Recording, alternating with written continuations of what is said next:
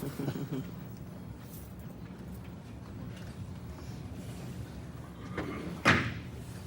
evening. Welcome to the regular meeting of the Bartlesville City Council, Monday, November the 7th. First item of business is the roll call. Mike?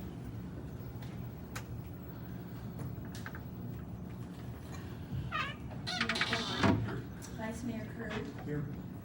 Mr. Dorsey. Here. Mr. Stewart. Here. Ms. Ron. Here. Thank you. We do have a quorum. Item number 3 is our invocation. This evening is being provided by Pastor Joe Coloff, first person of the church. There you are. Good evening, sir.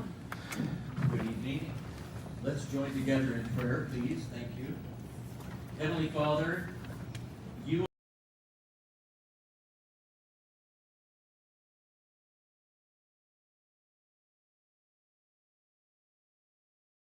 Scriptures as our guide for direction. Thank you for your love and grace to us. Thank you for allowing us to call upon you in our times of need. Thank you for the many blessings we experience and the help you give us through the hardships of life. We need you.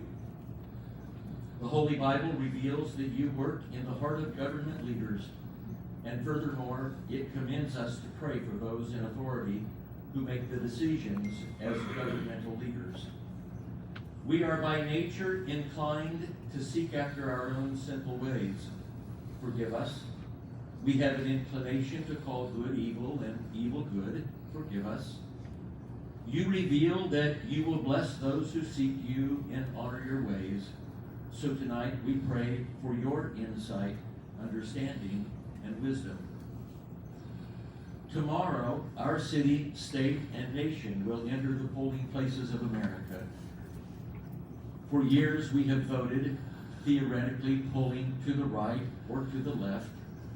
Today it seems as though we are almost voting to choose between right and wrong. Give us your discernment to vote for principles that are right, righteous, and just. Give us the courage to vote for principles over vain personalities and promises. Help those who are elected to lead with wisdom and integrity from the rooms of City Hall or to the halls of Congress. Please fill us with a heart of love, a kindness toward one another, and a desire to pursue that which is just and righteous. Help us to love our neighbor as ourselves and honor you in all that we do. And for tonight, O God, by the power of your Holy Spirit, be in the heart and the mind of each one of our city councilors and our citizens. May your wisdom prevail as discussions proceed. May your will be done here on earth as it is ordained in heaven. We ask this in the name of Jesus Christ, our Savior, and your Son. Amen. Amen.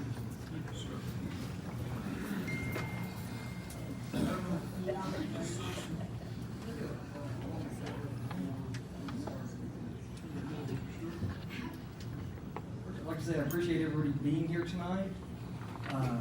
Last month, after the Citizens to be Heard, we did our proclamations. One of them was Child Abuse Awareness Month, and the other was Mental Health Awareness Month. This was all after we had several speakers come up and suggest that children would be better dead than at pride events.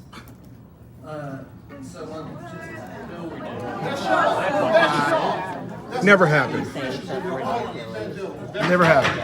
Never happened. I would just like to ask. No one said that. Nobody said that. That's a lie. That's not true. Council No. member speaking. No one If we said cannot that. have order, if we cannot have order, we will clear the room, and I do not want to do that. Please. I would just like to ask that any speakers tonight just consider that there's probably thousands of people watching this at home or that will watch it later. Some may have mental health issues and some may have a propensity to violence. And I would just like you to consider that when you come up here to speak. And with that, again, whatever you say is it's entirely your prerogative. Just wanted to raise that awareness. Our next item is citizens to be heard. We do have a large list. That is a good thing, but I did last month, and I want to take a moment to commend the group that was here last month, and perhaps many of you, did comport themselves with dignity and respect, and we maintained the kind of demeanor that I expect in our community. I want that to happen again this time. So, I'm going to go through a few things. Some of you may not have come to city council meetings. You may not be familiar with the process. First thing was you had to sign in. We have quite a few of those people. It is required that you provide your name and your residential address. With the exception of one name, everyone did that. When that person is called, I will ask them if they're willing to provide their residential address. Otherwise, we will move on to the next speaker. You would share your comments with the council. We're here to hear you. We're not here to discuss. It's not a question and answer period. We want you to be aware of the 3-minute limit. You'll notice, especially if you're standing at the podium, that here at the front, this is something that's new. In the past, we have relied on someone, me usually, maintaining a timer, which was not the best solution. So the city manager will operate this, which is mirrored here. This will remain green until 1 minute is left of your 3 minutes. It will become a yellow-orange. And then at 15 seconds, it will become red, and you'll know that you need to wrap up. 3 minutes, I will ask you to complete, probably by saying thank you. So be aware of that limitation. We have a lot of people who want to give everybody a chance to speak. The last piece I would reiterate is that I expect and we will require respect and decorum tonight. Otherwise, people cannot hear. That's not appropriate. It does remain a possibility to clear the room if that becomes necessary. I don't think that'll be necessary, but please be respectful. So, with that being said, let's move into our citizens to be heard. First person who signed up is Reverend Kelly Becker. Good evening.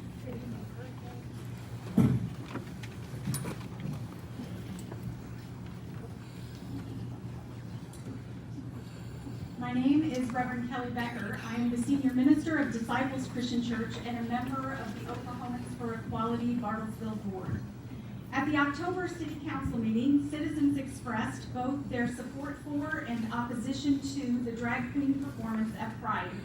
Several opposed struggled to stay on point as their remarks strayed from their stated concern over drag queens to what appeared to be their real concern: the existence, humanity, and rights of people in the LGBTQIA+ community, a community that is an important part of Bartlesville.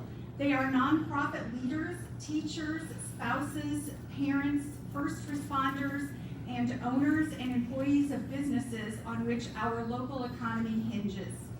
Treating them as if they are a problem to be solved, or as if their very existence is wrong or shameful, is homophobic, transphobic, and highly inappropriate in this space or any space. As an ordained Christian minister, I was especially frustrated as people used the Bible to support their homophobia and transphobia. Many Christians, biblical scholars, and theologians, including me, interpret the text differently than the opposition speakers. I am not going to spend time refuting each text used, although I could, because the truth is, each one of us has the right to believe what we want to believe. But what we do not have the right to do is force our beliefs on other people or use what we believe to dehumanize our neighbors. The Bible, while it is a sacred text of Christianity, is not so for other faith traditions or for matters of public policy and governance. Faith leaders should be guarding the line between church and state, not trying to blur it. Unlike most opposition to the drag show, I was present. All the drag queens were covered by at least what would be expected at a public pool. Certainly, if they hadn't been, videos would be circulating widely. They aren't because they don't exist. The queens are entertainers who expressed part of themselves through art and music. Every parent has the thankful to BPD for their willingness to help us and provide security. I felt they did an excellent job serving our community. I now call upon the Bartlesville City Council to do what you were elected to do. Uphold the rights of all Bartlesville citizens to be treated equally. Everyone should have access to public spaces so long as they are within the bounds of the law. And we as a city should not seek to limit the rights of citizens based on our own personal moral code, but rather what is fair and just for all. Thank you. Thank you.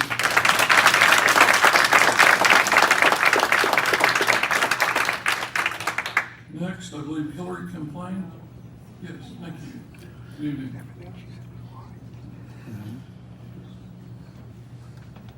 Mayor Copeland and esteemed city council members, thank you for your time. I am not an important person in this town. I do not belong to a legacy family. I don't own a business. I am not from here. However, Bartlesville has become my home. It is important to me to be a good neighbor.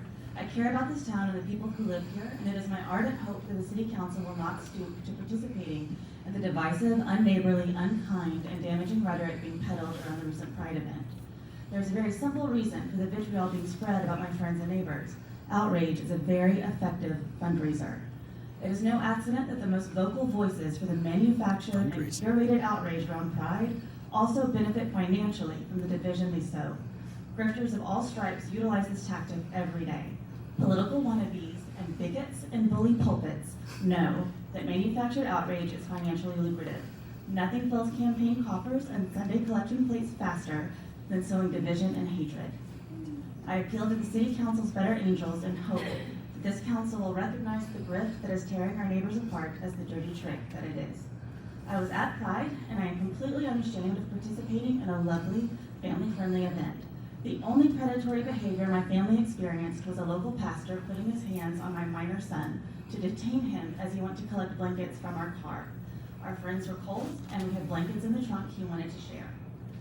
We absorbed constant verbal abuse from outsiders, invited to Pride in order to incite division by the aforementioned grifters, disgusting and explicit print material being handed out, unwanted physical touch from pastors, cyberbullying targeting minors, and an entire city council meeting filled with depraved fantasies of being drowned by having millstones tied around our necks. My friends have endured a campaign of terror incited by local grifters. One of my friends has a designated drawer for death threats. I would ask the council members who is being a good neighbor, who is sowing hate, and who is benefiting from causing division. I sincerely urge the council members to recognize the right of every citizen to lawfully use public spaces and underscore the right of every citizen to stay home if the lawful use of public spaces offends their personal sensibilities. I sincerely urge those buying into the grift of manufactured outrage that targets LGBTQIA++ community to put their energies into being better neighbors and to stop sowing hate and division.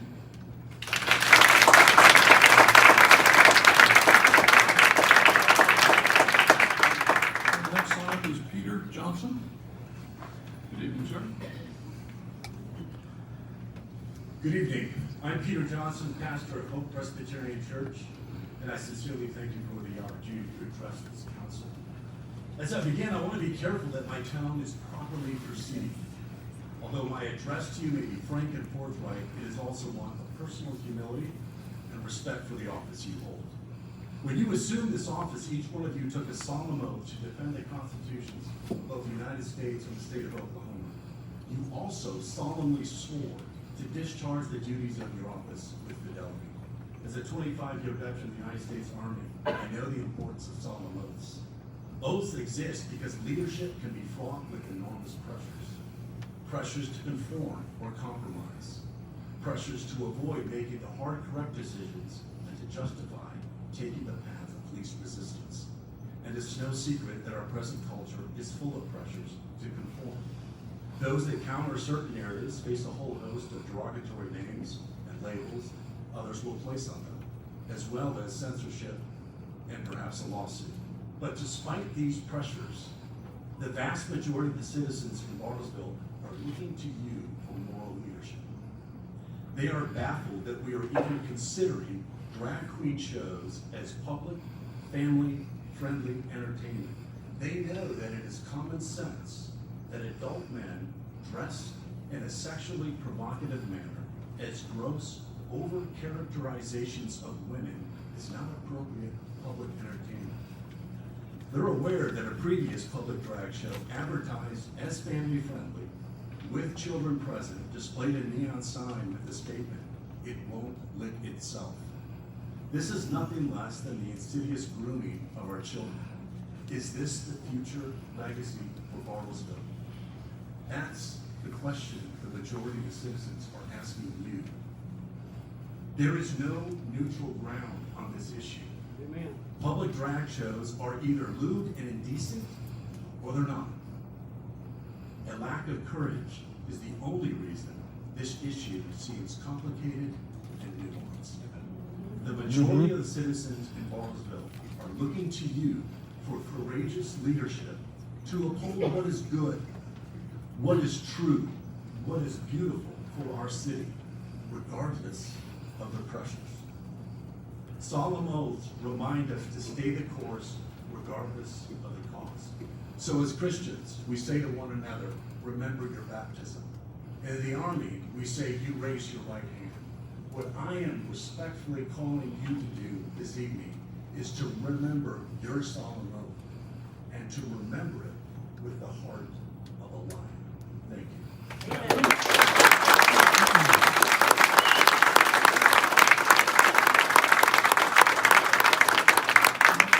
Mr. Rob Merkley.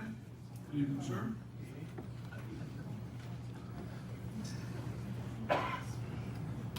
Members of the City Council, I want to thank you for giving me this opportunity to speak. I believe it's wise for the governing body of a city to view its role in light of history. So I ask you to consider this. Aristotle's two books, Ethics and Politics, go together. Ethics comes first, but does not stand alone. It sets the foundation for the successor volume, the Politics. And in these two books, Aristotle poses an important question.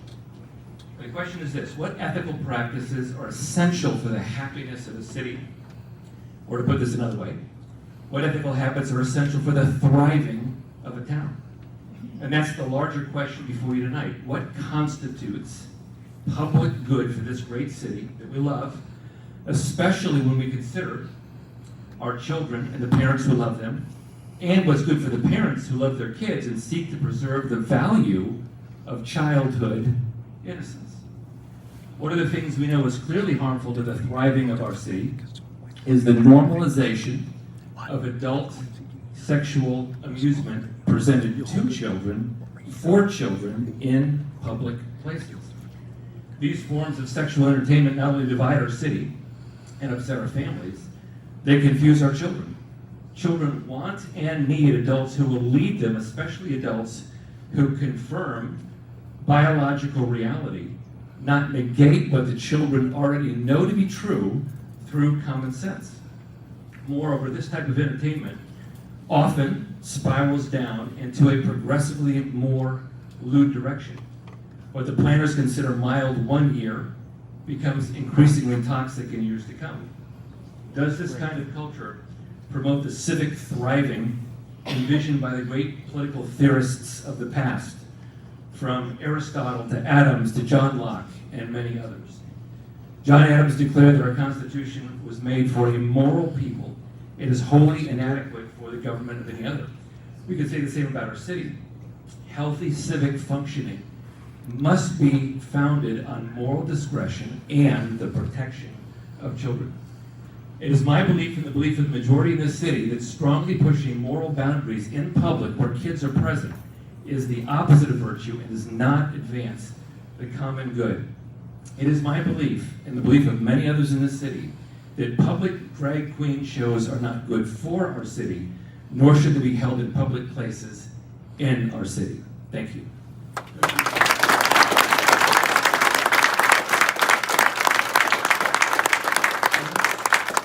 Next is Beth Flowers. Good evening. You have to move that mic a little bit to fit you. I'm too short. You're not as tall as those last ones. I'm not as tall as most of them. Make sure everybody, it should just pull down, I believe. There you go. Make sure everybody can hear you. Good evening. I'm Beth Flowers. I grew up here in Bartlesville. My husband is retired military, and we have lived all over the world, and we chose Bartlesville to retire. I stand here tonight on behalf of my 91-year-old mother, Barbara Garrison. My mother was born here in Bartlesville on 2nd Street and has lived here her entire life. My mother was devastated to learn of the previous event held at Unity Square. My mother is suffering from dementia, and it was difficult for me to explain it all to her. Her questions were these: who is protecting our children? Who and how did the city council vote to let this happen? I have a theater background and have been involved in many productions from Morocco to West Point. La Cage aux Folles happens to be one of my favorite musicals. These performers have the right to assemble and perform, but Unity Square is not the venue for this entertainment. There is nothing about having a drag show with children in the audience unifying. This city council must use common sense to ensure this will never happen again. My mother's next question was, how did we get here? You ask yourselves, how did we get here? And what could I have done to prevent this divisiveness? It is your responsibility to represent all Bartians and to foresee and prevent future decisions that would further divide our special city. I have lived in Paris, Honolulu, Rabat, Austin, and Monterey, California, and I still say this is the best city I have ever lived in. Please, let's keep it that way. Thank you. Thank you.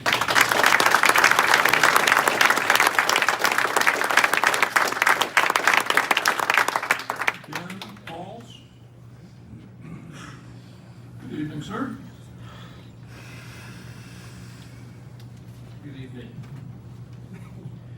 My name is Ben Pauls. I'm here to address the recent petition that made claims that the drag performance at the Bartlesville Pride event contains sexual provocation and would have been better suited for a strip club.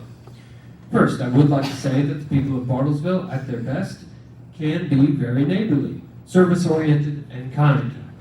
I do not believe this petition reflects that spirit at all. It baselessly accuses a G-rated drag show of containing sexual provocation suited for a strip club when, in fact, no obscenity, nudity, or sexually charged content was present.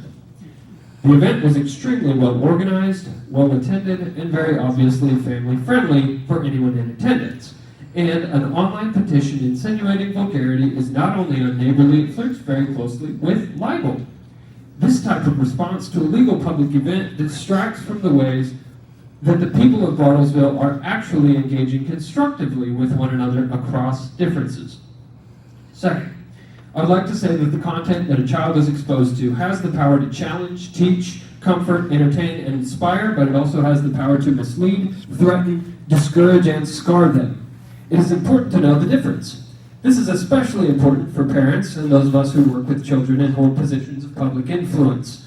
Reading Bible verses about a mandate to drown people with millstones at a city council meeting, openly celebrating people dying of AIDS, and baselessly accusing an entire group of people of committing sexual crimes using very inflammatory language, all demonstrated total lack of care or consideration for what may be appropriate for a child, not to mention the atrocious example it sets for civic engagement.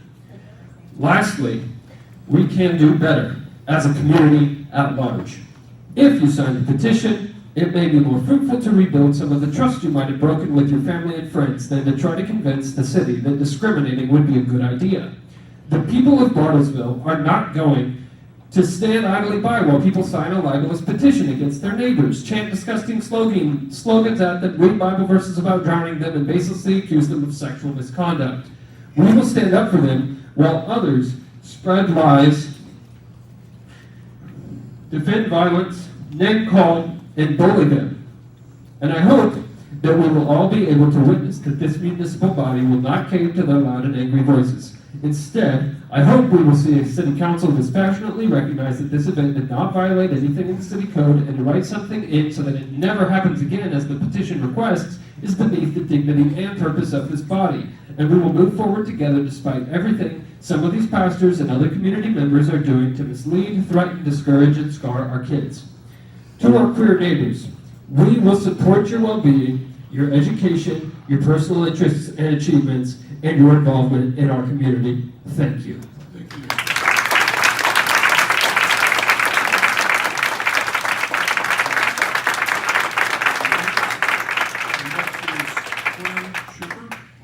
Good evening, sir.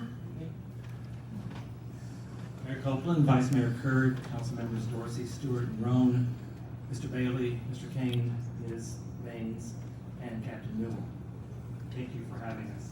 My wife and I moved here 2.5 years ago, and I've had the opportunity to attend in person 27 of the last 28 city council meetings, and that one absence I was able to avail myself to via live stream. I've attended additional public meetings outside the monthly one, numerous strategic planning meetings, and had the privilege of serving on the City Planning Commission. I've also been privileged to get to know each of you outside of those meetings, including on city streets, at parks, community events, restaurant shops, and elsewhere. I'm here to express my sincere gratitude for the tireless commitment of our city council members and city staff. I suspect the average citizen has no idea of the amount of time between these various meetings devoted to operating our city with integrity and purpose. For example, I know firsthand the extraordinary effort to prepare and execute an annual budget. I appreciate the transparency that all the business of the city is available all the time to all of us as citizens through the city website. I appreciate that, from my experience, every one of you on the dais is approachable, listens to the concerns of citizens, and has Bartlesville's best in mind. Not every city is managed as well as Bartlesville, Oklahoma. I suspect the majority of people in attendance tonight are interested in one particular agenda item. Over the past month, I've sought to quell any disgruntlement or opinions about action or perceived lack of action on that one item. Any perception that you've been silent is far from the truth. Perception in this case is not reality, and I believe you've been acting prudently to ensure sufficient time and attention is given to the concerns of the community, legal matters, and more. I know some, if not all, of you have received calls about the one item, not only from Martians, but also others beyond our city and beyond our state. The recent council candidate forum gave candidates an opportunity to speak to the item. My synopsis of their response is that it is very important to get this right. I agree. Therefore, I encourage you to take the time you need, don't feel pressured to make rushed decisions, and neither drag your feet unnecessarily. I believe I represent many in our city who have utmost confidence in our city council and city staff. Pray for your daily and genuinely value your representation as citizens and your devotion to Bartlesville. I hope that as citizens we will demonstrate respect and patience, get the facts right before spouting opinions, and trust the process alongside you. I only have one disappointment to express tonight. That is that agenda item number 5 is not at the end of the agenda to give this fine gathering of citizens the opportunity to experience the typically mundane and often boring meetings dedicated to business and ensures our city is run well. May God bless you and continue to guide you with wisdom and favor in all you do to all. Thank you, Ms. Warren. Thank you, sir.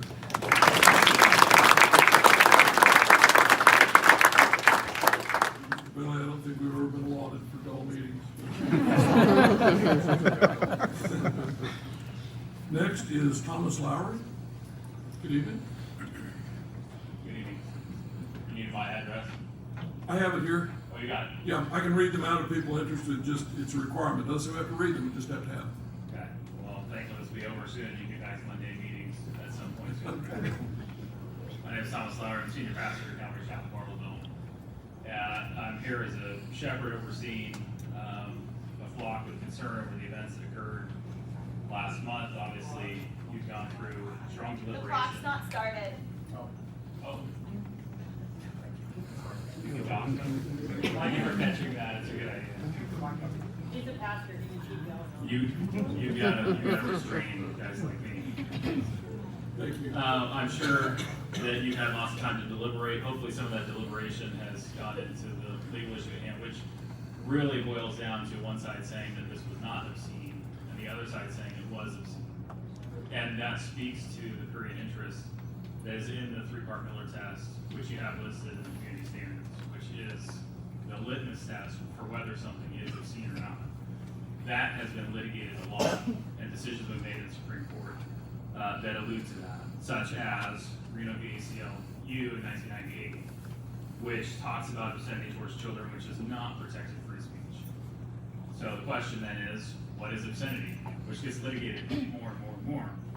United States v. Williams 2008 determined that pandering is obscene Pandering is the enticement of children towards sexual interests.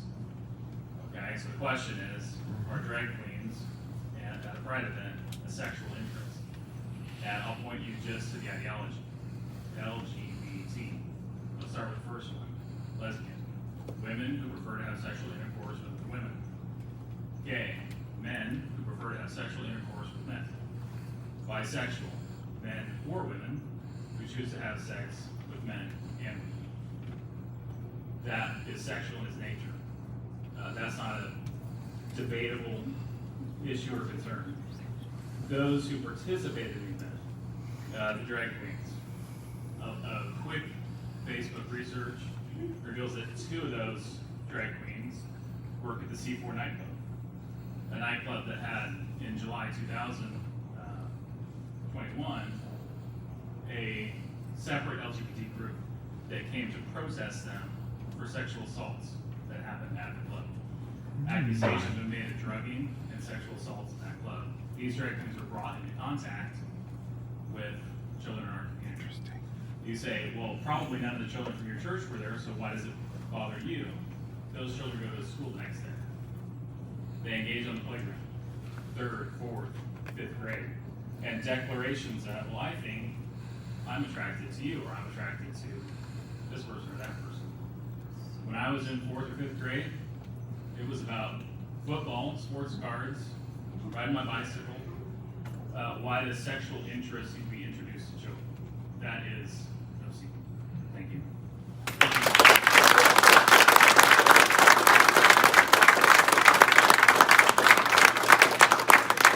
Next is Carolyn Morgan.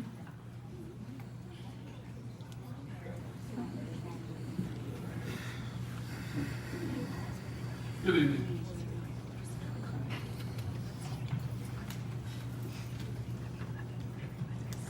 Thank you for the opportunity to speak tonight about the drag queen event. I believe that this type of event should not be held in a public venue.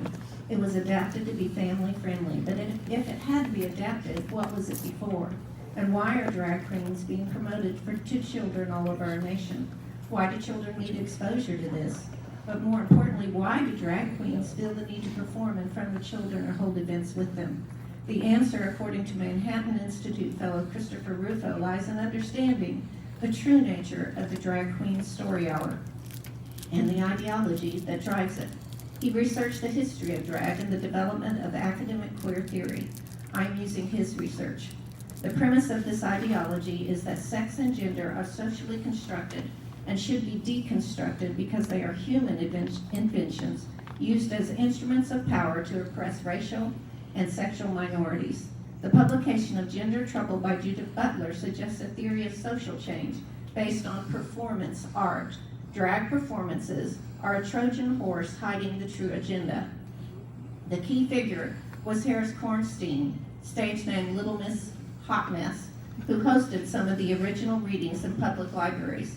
He believes that drag performances for children can be used to create a site of queer pleasure for children and to overcome the false notion of childhood innocence. Kornstein and Harper Keenan published the manifesto for the movement, Drag Pedagogy, the playful practice of queer imagination in early childhood. The purpose of this teaching method is to stimulate queer imagination, teaching kids how to live queerly and bringing queer ways of knowing and being into the education of young children. As they explain, this is an intellectual and political project that requires drag queens and activists to work toward undermining traditional norms of sexuality. Though drag queen story hours and other such events are billed as family friendly, Kornstein and Keenan explain that this is a form of code. Many claim that these programs are designed to foster LGBTQ acceptance and inclusion. They dismiss these objectives as pure marketing language that provides cover for their real agenda. The purpose is to reformulate children's relationship with sex, sexuality, and eroticism. This movement wants to destroy traditional heterosexual norms and ultimately abolish restrictions on the behavior of those currently referred to as minor attractive persons. Drag performances provide a visual, symbolic, and erotic method for achieving this. As our city leaders, you are the gatekeepers and need to understand this ideology. Drag performances do not belong in public square because of their own stated goals are to indoctrinate children into queer culture and deconstruct the traditional biblical model of sexuality in the family unit. Thank you.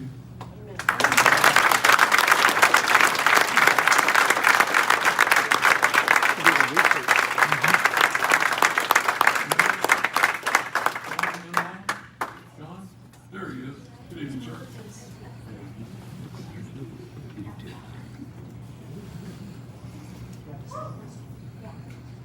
My name is John Lindblom, and I live here in Bartlesville. I wanted to speak tonight and share my perspective on the use of public parks here in Bartlesville in relation to the Pride event in September. I love this community. I love the people in this community. I love the organizations and the businesses in this community. I love supporting this community. Above all else, I love how this community rallies together and supports each other when we need it most. We really have something special here in Bartlesville.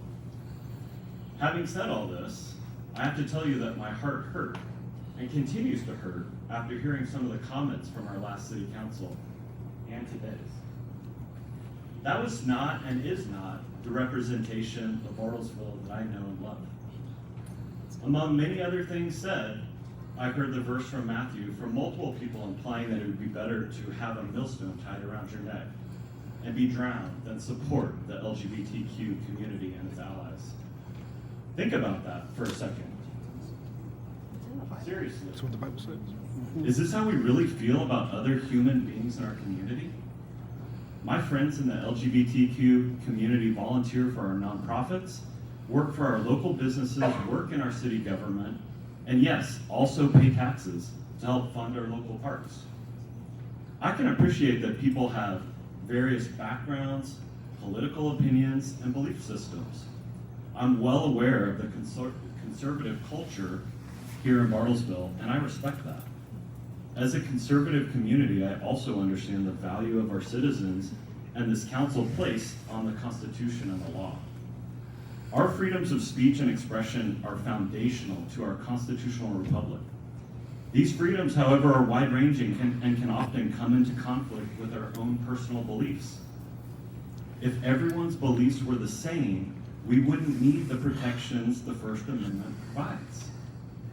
At the Pride event, organizers took great effort to work with our local law enforcement, not only to ensure a safe event for the attendees, but also to provide space for the protesters. The same protesters who were saying, well, I won't repeat what they said, but rest assured it wasn't kind. And yet space was made for them to exercise their constitutional right of free speech and expression. Did we agree with what they said? Of course not. But we agreed they had a right to be there, even if we didn't share their beliefs.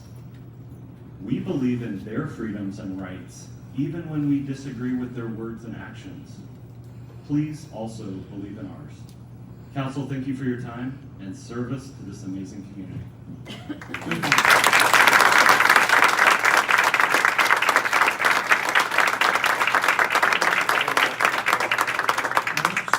Mary Lou Bork. Good evening.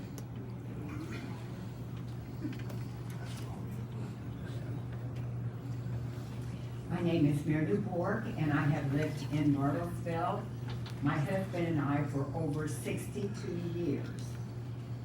We love this community, and when we retired, we had an opportunity to move anywhere we could think of, but we chose to stay here because we love the community so much. I have always been so proud to be a Bartian. And yet, when I witnessed the huge crowds that attended the Pride events, when I saw the Price Tower lighted with the colors of the rainbow, I was just moved beyond measure, because for me, what that was a strong symbol that our community was about equality, we were about standing up for people's rights, and that we value every every member of this community. You know, we have attended many shows, many Bartlesville theater, concerts, all types of things over the decades that we have been here. And I've seen many things. We were also at the Pride event in September. I watched the drag queen show. I can assure you, there was no vulgarity. There was no near nudity. I saw no sexually provocative moves, and no more than I have seen anywhere in the community center or elsewhere. So I feel that we have a choice to make in this community. You know, are we going to hold one group of citizens to a different set of standards than we have? We apparently have a set of standards that people must follow in order to use the center. Or are we going to continue to protect our children by demonstrating tolerance, equality, and justice, and show everyone in this community and other communities that we value each and every member of the community? Thank you very much.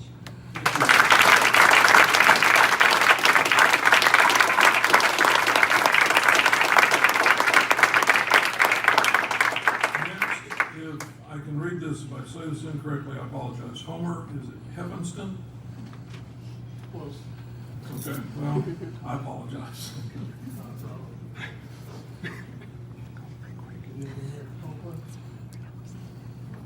Vice Mayor Curd, honorable council members.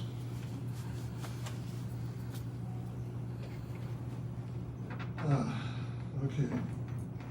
I don't generally speak in front of public in this manner, but let me just lift up Bartlesville and compliment everybody who's here participating. I'm mindful of what we've come through all the way back to the Mayflower Compact when civil discourse was exchanged. You know, I did not live at that time. But considering that and the rules, statutes, and laws that are before us, beginning tonight, I was somewhat troubled, as the previous speaker explained. I would hope, sir, Mr. Stewart, that remark that was presented about death and presence at the park is a matter of record, because I think it should be in the record if it was made to that severity. It troubles me that some people would give such utterance.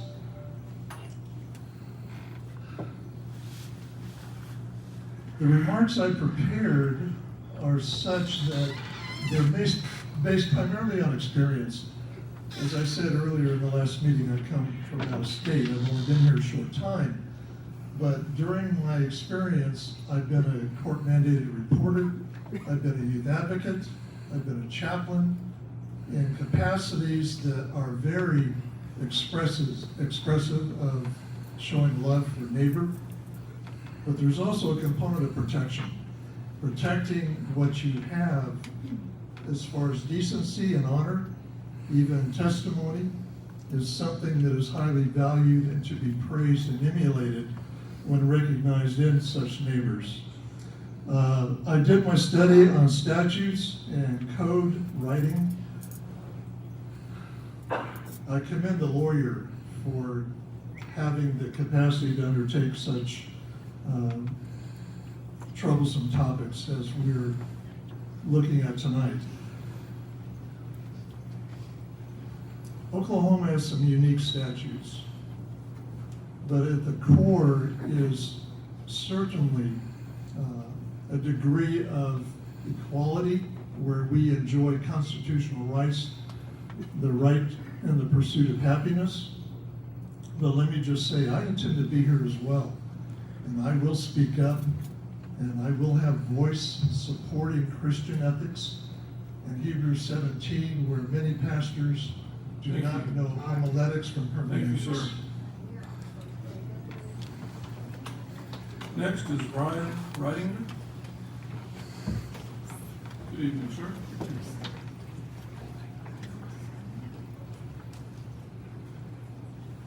Thank you, council members. My name is Brian Reininger, and I'm the evangelist pastor at Victory Worship Center, the church in the mall. I'm here on behalf of our head pastor, David Stroop III. When raising our concerns to the community center, the excuse that we received was the same as what was written in the Examiner Enterprise newspaper on November 2nd, is that the drag queen show does not engage in acts that go against the lewdness laws of the city, then they will not be discriminatory against, and I quote, race, creed, color, national origin, sex, age, physical handicap, or sexual orientation. And they left out religious, which begs the question if they would stand against anybody who has religious beliefs, because we have a belief system that does not include grooming children into engaging in the future sin that the Bible says that will keep people from inheriting the kingdom of heaven. That's 1 Corinthians 6:9-10. I was physically assaulted for carrying a sign that says Jesus is coming at the Pride event. Now, I was not associated with any of the protesters from before. I was a lone ranger in this. It was the police department that came to my rescue. The Bible is black and white on these subjects, whether or not certain leaders would admit this. Even outside of Christian viewpoint, this is classified as adult entertainment, meaning not child-friendly, despite advertised as family-friendly. As the prophet Isaiah said, "Woe to them who call evil good and good evil." A confirmation from my brother who prayed this morning. As spiritual leaders and as leaders in government in this community, we have an obligation to protect the most innocent and vulnerable against the evils that are disguised as love and acceptance when these very evils want to introduce drag queen shows to children in the hopes of promoting the very immoral lives of its participants. All in the name of acceptance and non-discrimination. We as a city should be more concerned with the immoral things that we accept in it, as we call evil good and good evil. This is why I urge you to be more concerned with the obligation of upholding the moral law of the infinite, eternal, omnipotent God that is greater than all of our city laws, who we will all stand and account for someday.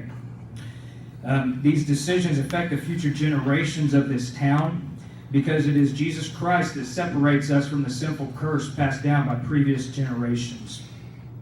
And we will reap according to that. In this city, we will be held accountable for protecting these children's innocence. Let that fall in the decisions of the individual parent, not us as a whole city. Thank you very much for your time. Thank you. Next is Jim Henley. Good evening.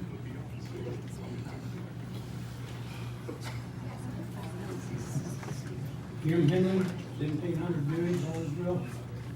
Yeah, I'm going to mention again, Jesus said, if you cause one of these little ones to stumble, it's better if you had a millstone tied around your neck and you're thrown in the sea. I have a 2.5-year-old grandson that is so pure and innocent and trusting and loving. I can't imagine him hearing any of this stuff. I don't want him to ever hear it. These little ones are being groomed. Here's one right here that was admitted by a sex offender. There's been others I've got, 12-year-olds. What they're doing, they're taking them now. You didn't see the older ones here, but it's coming. Let me tell you. It's just like the old frog in the pot. It's just turning up the heat. When you condone what God condemns, you're in trouble. You're wrong. Also, this LBQT stuff, alphabet, whatever, I don't know, some people are putting a P over there now, pedophiles. Well, on YouTube. No one's doing that. On YouTube. They're called conservatives. On YouTube and some other entities, they now want these people called MAPs, minor attracted persons. They don't want them called pedophiles anymore. It goes back into just grooming and turning up the heat again. I'm sure they're working on something right now to bring this up to our libraries. They're doing them most alike or in these different towns. I attended the event, and I thought it was gross. Just remember that the Bible says, these pastors, men shall not wear women's clothes, and women shall not wear men's clothes. That's what God himself said, because it's a perversion. And woe to those who call evil good and good evil, and light dark and dark light. You say, I've read the newspaper today, it sounds like they've already going to cave into this stuff. But I'll tell you, there used to be a law called outraging public decency. I don't know if we still got it, but if we don't, we need to bring it back. Because what I saw, that's exactly what it was. Much is given, much is required. You people have been given a lot of responsibility. So is the committee on this thing. You will be judged, just like I will be judged. And woe to those that hurt these little ones in any ways. Also, God said, pride goeth before destruction, and a haughty spirit before a fall. Thank you. Thank you.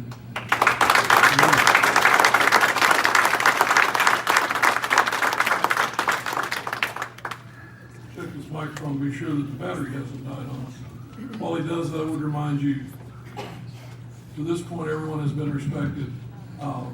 Please allow people to speak, not interrupt, not add comments from the audience. I would appreciate it greatly. You good? Great. Next is Vic Holcomb.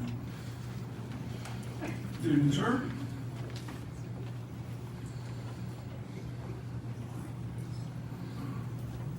Hey, Cassie. Sure. How's it going? So, good evening. I'm Vic Holcomb. I'm a past city councilor and vice mayor. I speak to you tonight as a concerned citizen. Oh, we started clock. Sorry. Come on, Mike. Get on the ball. All right. Thank you. Again, recently we're talking about an LGBTQ event at Unity Square in which some of the community object. As a sponsor of the event, I'd like to give my stance. I believe that everyone in Bartlesville has the right to be their true, authentic selves. This includes having the ability to express themselves, even if that takes a forum you personally wouldn't attend. As a policy-making body, it is incumbent upon you, the council, to create a policy that is agnostic and enforced in a non-discriminatory manner. I'll remind the board that the Pride event was voluntarily attended by hundreds. As a parent and grandparent, there was nothing that I saw at the event that I would consider vulgar or age inappropriate. Actually, the event was just the opposite. It was open, inviting, and gave a positive message that everyone is included. The only offensive thing I witnessed was the language of the protesters. The vile words spewed from them were meant to offend. Luckily, the protesters were drowned out by the even louder message that love conquers hate. This board has a difficult proposition being asked of it. There are those here tonight that are exercising their constitutionally protected right to free speech, asking you as a governing body to infringe on those very same rights of others. Their point being that a drag show, by its very nature, is adult-oriented. I contend that isn't the case. Are there drag shows where children shouldn't attend? Of course. Just as there are movies, plays, and concerts that I wouldn't allow my children. That's my job as a parent to make that personal decision and not yours as a governing body to make on my behalf. What was at the Oklahomans for Equality event doesn't come close. I took no offense and saw nothing that would outrage. Someone said earlier about your oath of office. When you took your oath of office, you affirmed that you would support, obey, and defend the Constitution of the United States and the Constitution of the State of Oklahoma. That very oath requires you to be unbiased and pass ordinances and policies that are applied equitably to everyone. Thank you.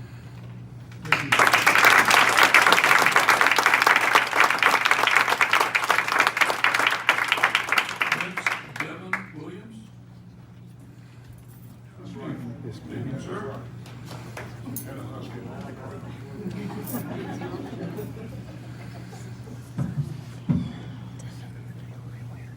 My name is Devin Williams, father to two black children, black myself as you can tell, and a bisexual man who has been called a pedophile no less than 50 times at this meeting. I find it ironic that the community that bullied Drake Yancey to the point where he believed there was no other option but to take his own life would have the audacity to pantomime morality through an ordinance banning of all things, drag shows. Under the cellophane guise of protecting children, where was his protection?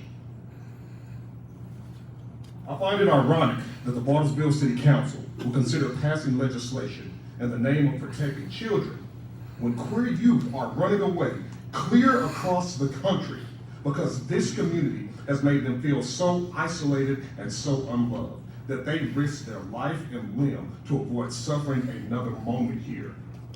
Where is their protection? I find the hypocrisy appalling that the city that allowed Patrick Brown and others to be molested by a prominent doctor would dare feign concern for its children. Where is their protection? Every person in this community, both to the left and right, know exactly what this is. It is a litmus test to gauge the community's willingness to criminalize a person for their being. It's a Rorschach test for fascism. If this ordinance passes, mark my words, the end game is to lawfully fine, imprison, and even kill anyone who does not present as cisgendered and heterosexual. This community's acquiescence, y'all said that you would tie stones to people's necks, and you chuckle behind me. This community's acquiescence to politicians, like the majority of the city council, whom smile in your face and then spit on your rights, must stop. I don't possess the complexion or the demeanor to make any of these oppressors develop a moral compass.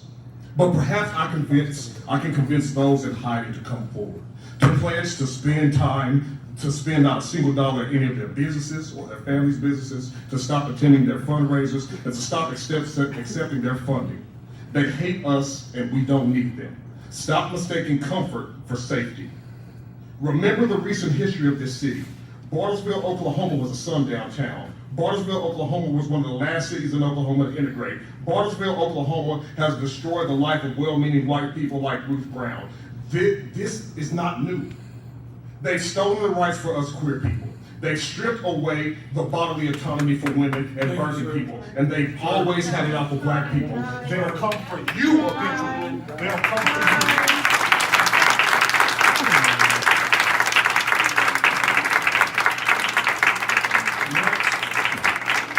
I struggle occasionally to read handwriting, so forgive me, but David, is it Grisham? Yes, sir.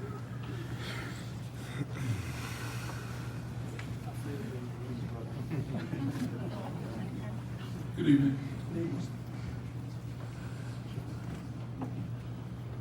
My name is Pastor David Grisham, and I'm the director of God and Country Ministries, and I was one of the 3 protesters or preachers that was at the Bartlesville Gay Pride, along with my brother in Christ back here, RichPenkoski. And I'm here today to give you expert testimony of my 15 plus years of street preaching as to where this stuff is going. I want to tell you the future of Bartlesville if you don't get a handle on this right now. And the future in Bartlesville is going to look a lot like New Orleans. In New Orleans, I preached that decadence down there at the French Quarter this year and last year. And let me tell you what's going to happen in your city if you continue to allow this here. I've got pictures on my phone right now. It would be indecent to show them in front of this public, in front of these people here. It would be indecent. Total nudity going on down there. We're talking men running around, old and young, with nothing but aprons covering their naked genitals and their whole backside exposed, with children on the parade route. Women, I've got a video on my phone of 2 women simulating a vulgar sex act, an oral sex act in front of children on the parade route. I have pictures on my phone of women walking around topless in front of children. What's going to happen in the future, regardless of what they say is going on now, I'm telling you, it wasn't always like that in New Orleans. It started off like Bartlesville. And it is going to it's going to get worse. There's a young lady that was up here a minute ago, and she told you about the Stonewall riots. She told you about how the gay community got started, the gay pride events got started in Stonewall. What she didn't tell you was the whole history of that. Do you know why the police went in there? Number one, they were selling illegal liquor to minors And why were there minors inside? Because they were watching drag shows and they were being sexually exploited by the LGBT community at that time. That's why the police went in there and raided that place, was to save the minors and stop the illicit, illegal liquor trade that was going on inside.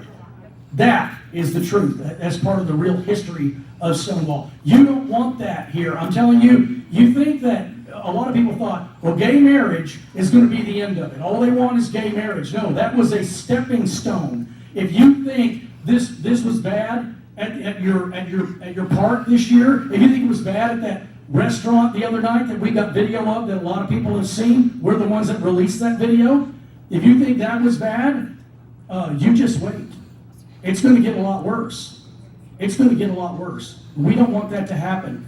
Now, another man got up here and talked about how your responsibility to the Constitution, you also have a responsibility to God. As another man got up and said, we're all going to be judged. Let's be judged righteously. Thank you. God bless you all.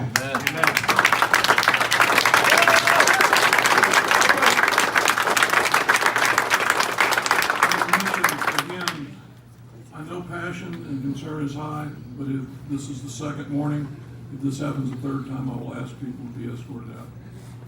Please allow other people to speak as you were allowed to speak. Next is RichPenkoski.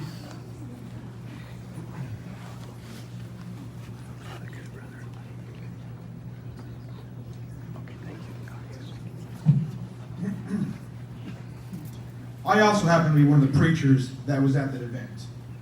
Now, it's been stated by numerous Christians and conservatives that the LGBT are coming for your children.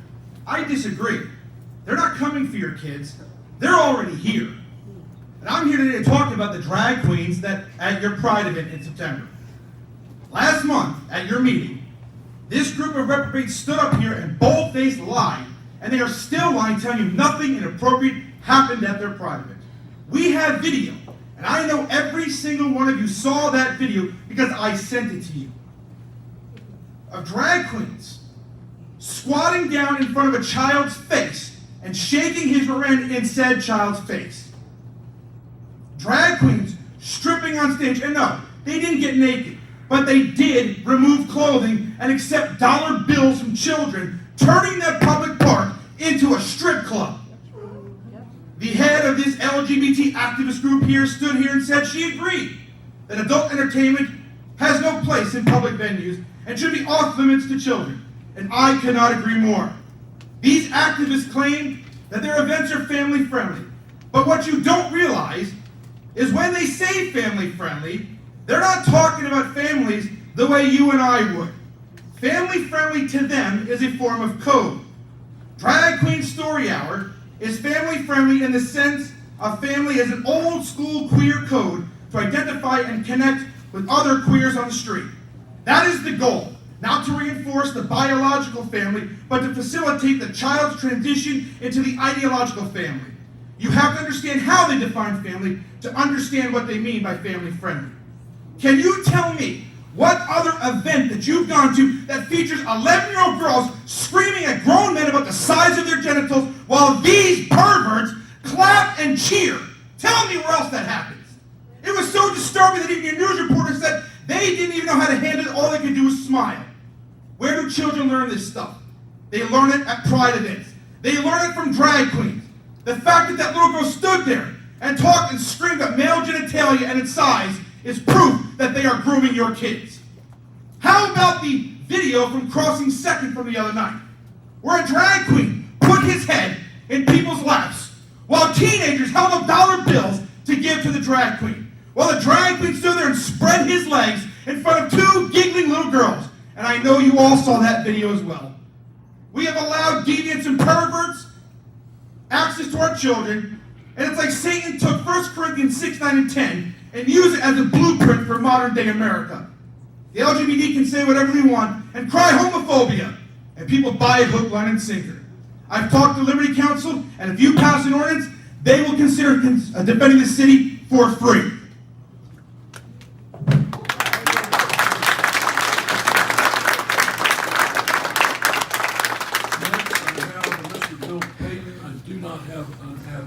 Right here. I apologize. Just want to be sure we.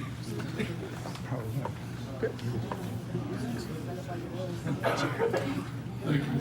Thank you.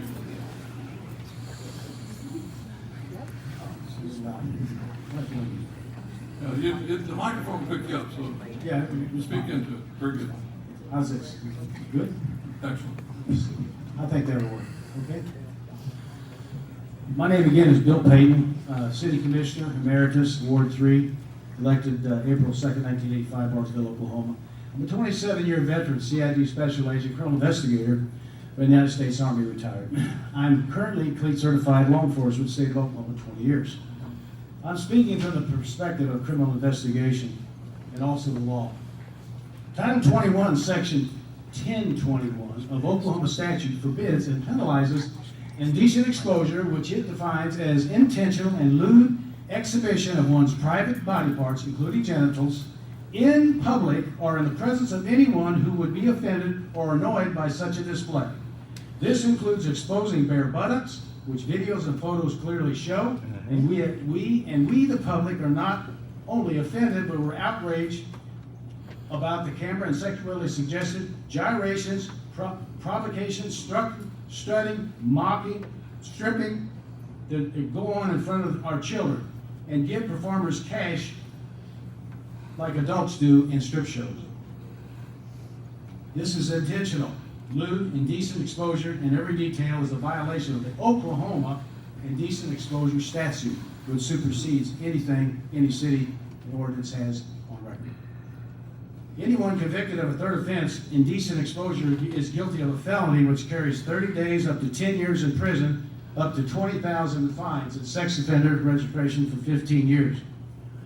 It's a misdemeanor violation of Oklahoma Public Indecency Statute for any act that grossly disturbs the public peace or health of a community, which was spoken about here earlier, or openly outrage the public, which has been spoken about here, and decency in the injurious of the public morals, including the presence of children by advertising in schools, like the posters that were posted for this event, family-friendly event, which it was not. Known to this kind of exposure, the known exposure of this damages the brains of our adolescents and our children. The abuse of this has to stop. The fact that it was given as a family-friendly event under the permit that you issued proves that we need to work harder as a city to promote the community from abusing and tearing down what we stand for. Your promotion of public ludicrous under this guise that tolerated will ruin our economy. People will not want to move here, and they won't certainly want to raise their children here.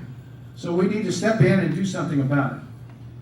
The city council needs to step up and inform the community and the state that they're going to abide by the law that's already set down and that's in force. Thank you very much.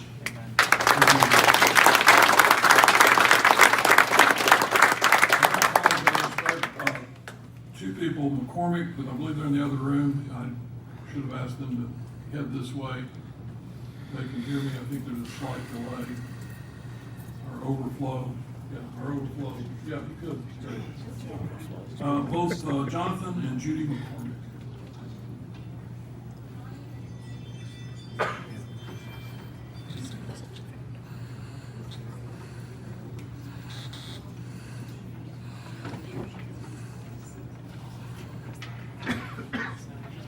Thank you, Elaine. First I had listed was Jonathan McCormick. I'm sorry, I should have given you a heads up so that you could head this way. My fault. It's okay. So, hello, I'm Jonathan McCormick Jr. I've been your neighbor for 6 years, and I stand with the pro-free speech speakers before me. I'm a libertarian. You live your life, I'll live mine. Despite hearing many indignant folks here today, I see no legitimate justification for the censorship of alternative lifestyle choices as expressed last September. Don't like LGBT culture? Then don't go to LGBT events. Don't think LGBT stuff is for kids? Then keep your kids away from them. Let you be the protective parent. Don't delegate that role to the government. And don't try to have the government take that role away from other parents who see the world through a slightly different lens than you do. I'd also like to point out, as some of the other speakers have, that Election Day is tomorrow, so please vote, everybody. I'd also like to bring up something which I think is a possible improvement upon the current voting system that we have. Because when you have 3 or more people running for a single office in an election, then a voter might support the candidate that they think is going to be least popular, and that puts them in a dilemma. You know, do they vote for the person who they really prefer, or do they vote for some person who's not their least favorite? And so I think that ranked choice voting, which is also known as instant runoff voting, I think it's a very good tool for overcoming that challenge so that voters can truly express their honest opinions at the ballot box. And I think that's critical for having a thriving, functional, democratic republic system. And so the League of Women Voters in Oklahoma did some research on this back in 2012. And they found that there's basically nothing in current law that prohibits the use of this voting method, but it would be helpful to have laws in place to actually start including this voting method as an option. And so, after looking at plurality voting, 2-round runoffs, and instant runoff voting, local leagues agreed that this should be used in Oklahoma for basically all of the elections that we do, including the city officials and school boards. So that's their opinion. And according to fairvote.org, 2 states, 1 county, and 53 cities within the U.S. already use this method. So my request to the council or staff is to, at some point, either tonight or maybe we can arrange for some other time, to please educate me on the proper procedures that I should follow in order to initiate a serious inquiry and decision by the city on whether or not to pursue and use the instant runoff voting system for Bartlesville elections. Thank you. Thank you.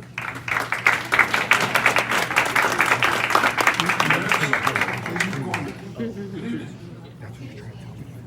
I need to pull it. There we go. Okay. Thank you. I too am just a private person, but the issue was important enough that I feel that, even though it's uncomfortable, I'll come and speak with you all. And thank you for listening to us.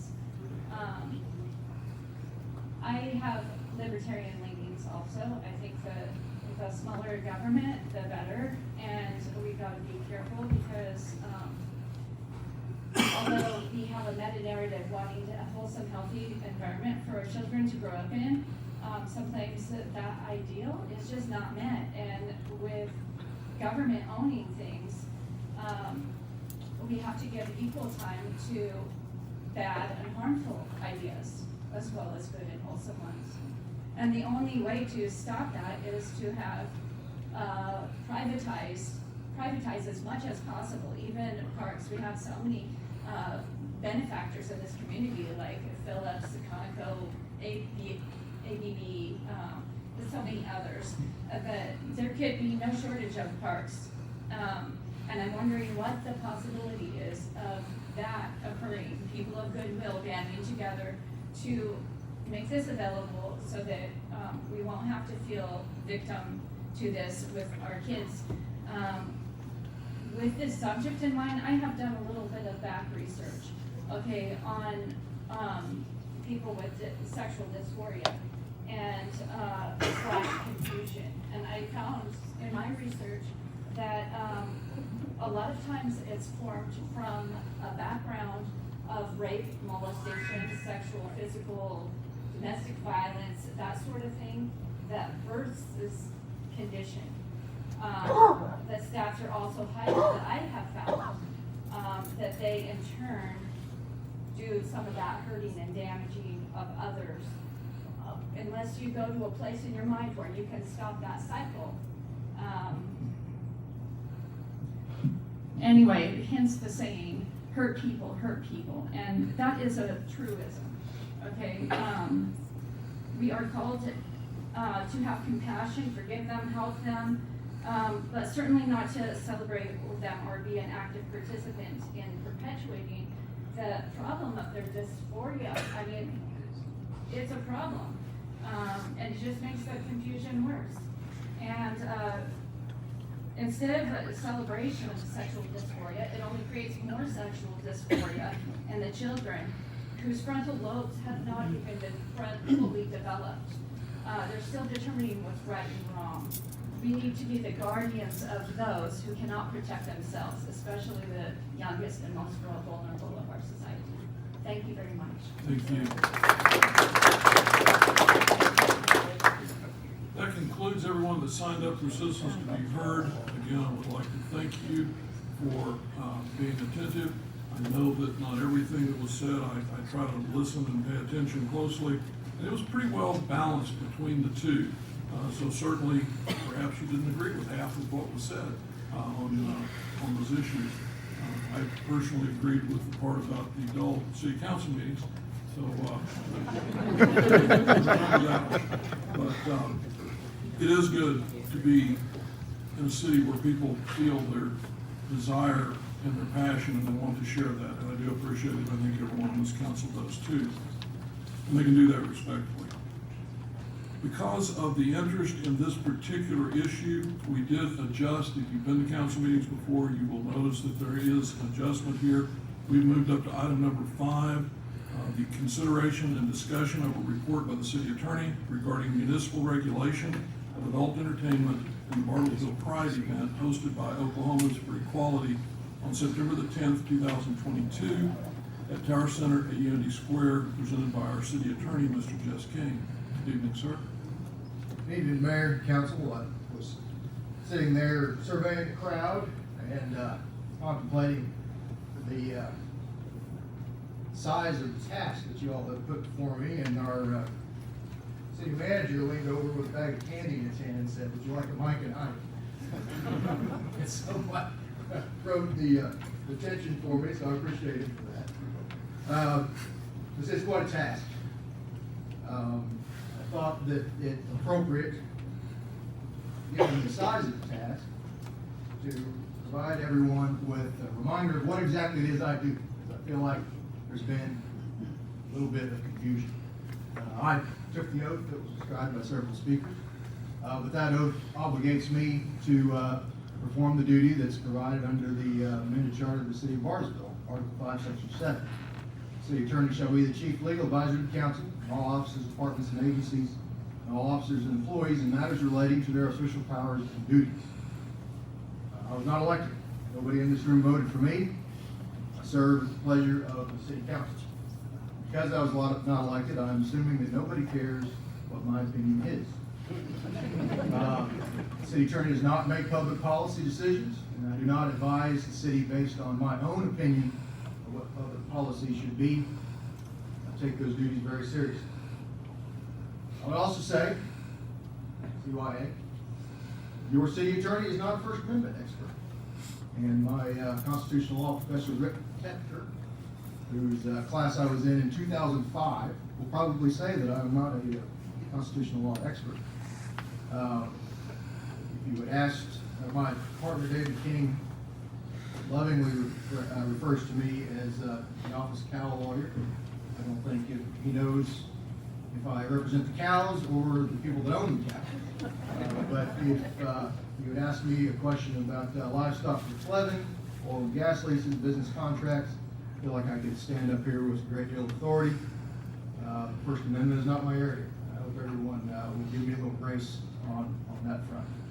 Finally, I want to say that I was not a witness to the events at Unity Square. I was not there. So anything that I say in my report is based on my investigation, not a first-hand account, and would carry very little weight for it. This is the issue. Local resident Shannon King was concerned with what she saw at the Pride event. No reason for me to describe all that. We've spent over an hour discussing that already. But based on her concern, this petition was published on change.org and received, this is the time that I put this presentation together, nearly 2,300 signatures. Ms. King came to the October 3rd City Council meeting and she asked you this. I ask you to determine if this activity violated any state laws, city ordinances, or city contracts for use in public areas, and if so, take appropriate action. If no laws or ordinances were broken and no current contracts violated, then I ask you to study this issue and consider new city ordinances to prohibit adult-oriented activity from happening in public areas again. I took that statement as a statement of the issue to present to you today. So I broke that down into 3 areas. First is what sexual activity is prohibited by state and local statutes and ordinances. Second, what contractual standards are applicable to adult-oriented programming in Unity Square. And finally, what actions can and cannot be taken by the City Council to prohibit adult-oriented entertainment in public spaces. So this is going to be pretty exciting. I hope everybody's coming. First, what sexual activity is prohibited by state statutes and local ordinances? I broke this into 3 areas for consideration. First is municipal criminal ordinances. Second is state criminal statutes. And finally, we have municipal licensing requirements. This is really easy to read, folks. I apologize. Our municipal code has a couple areas. I can't even read that very well, so I'm going to cheat from here. The first municipal code, section 12-64, prohibits indecent exposure. And that prohibition is interesting in that it provides a definition of lewd, which is licentious, lecherous, dissolute, debauched, impure, salacious, or pornographic. That section provides that every person who willfully, either lewdly exposes his person or private parts thereof in any public place, or any place where there are present other persons to be offended or annoyed thereby, or procures, counsels, or assists any person to lewdly expose himself to public view, or to the view of any number of persons, such as is offensive to decency, or is adapted to excite vicious or lewd thoughts or acts, shall be guilty of an offense against the city of Bartlesville, Oklahoma. The municipal code goes on to prohibit lewd conduct. Again, lewd was previously defined. Every person who conducts himself in a lewd manner or in a manner suggestive of lewdness shall be guilty of an offense against the city of Bartlesville. Finally, we have a municipal ordinance for disturbance of the peace under section 12-94. It is unlawful for any person to willfully or maliciously disturb, either by day or night, the peace and quiet of the city, family, or person by obscene or profane language, whether addressed to the party so disturbed or to some other person. I would also note that the Bartlesville Municipal Code adopts all misdemeanor offenses that are described by Oklahoma statutes. A couple notes on the jurisdiction of the city of Bartlesville. Bartlesville Municipal Court is a court not of record, and we do not provide jury trials. That limits us by statute to a maximum jurisdictional amount of $500. So any of the things that I have just described to you would come with a maximum fine of $500. State criminal statutes. There are a number, and they have been discussed by some of the speakers already here today. The first is Title 21, Section 22. This is often referred to as outraging public decency. Every person who willfully and wrongfully commits any act which grossly injures the person or property of another, or which grossly disturbs the public peace or health, or which openly outrages the public decency, including but not limited to urination in a public place, is injurious to public morals, although no punishment is expressly prescribed thereof by this code, guilty of misdemeanor. Moving on to Title 21, Section 1021A. This is a prohibition against indecent exposure.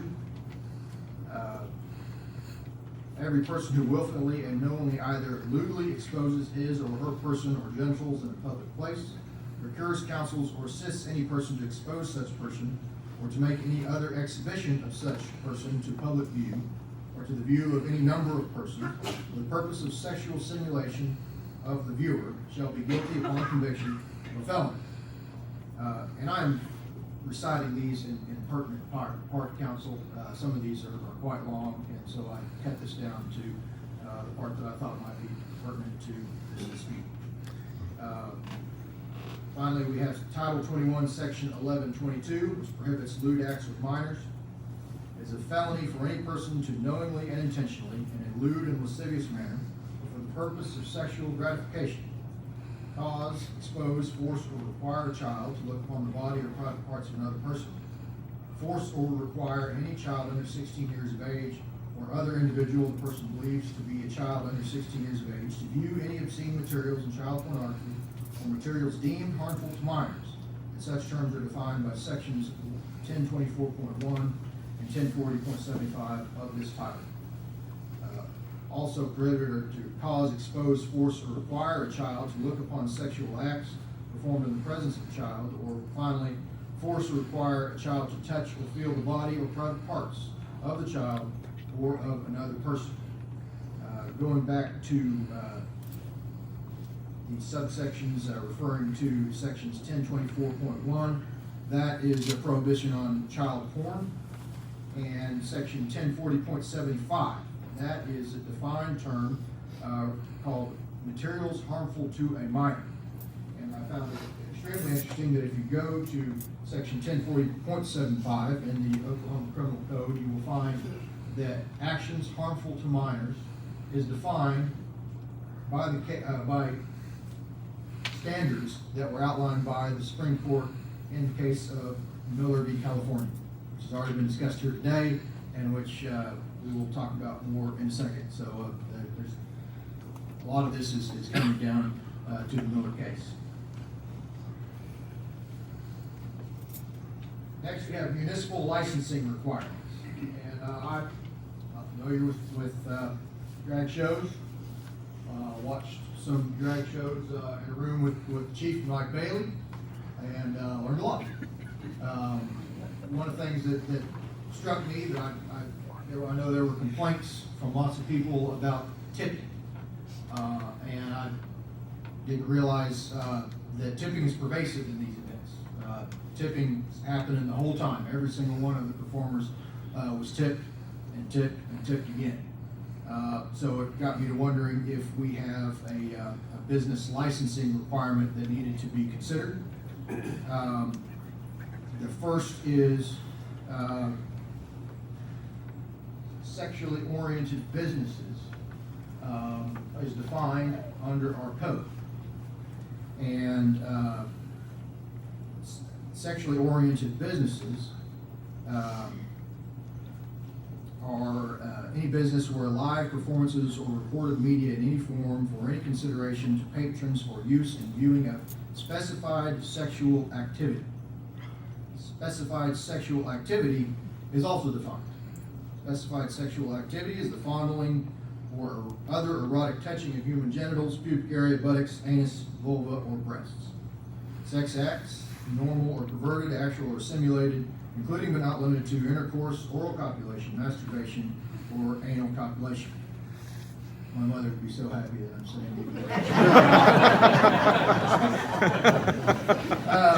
it. Excretory functions as part of or in connection with any of the activities set forth in subsection 18A or B of this section. And finally, physical violence, bondage, mutilation, rape, actual or simulated, as part of or related to any other activity set forth in these subsections. Again, that is the definition of specified sexual activity, which would make a business a sexually oriented business. It's currently defined, it doesn't appear to me that drag performances at Unity Square would qualify as sexually oriented businesses under the Bartlesville Municipal Code. Thus, even though it is apparent the drag queens were performing for monetary gain, their performances were not specified sexual activity, so they were not engaged in a sexually oriented business as defined by our code. I also was curious to see whether we had a temporary business licensure issue. Bartlesville Municipal Code.